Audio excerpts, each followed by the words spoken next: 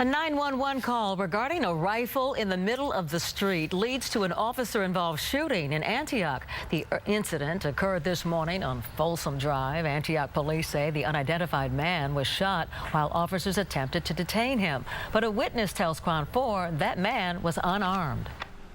Put your hands down, you don't move, and this and that, and he didn't comply, so they shot him. You saw the actual shooting? Yes, he was in the driveway. I didn't see him with a weapon, no, but they all had out their M16s and all the guns pointed at him. They were ordering him to put your hands where we can see him. I saw him turn around, and then they shot him because he wouldn't stop, and then we heard more. So a total of 12 to 14 shots. The man was airlifted to a local hospital. His condition is unknown at this hour. Antioch police will work in cooperation with the Contra Costa County District Attorney's Office, which is also investigating this shooting.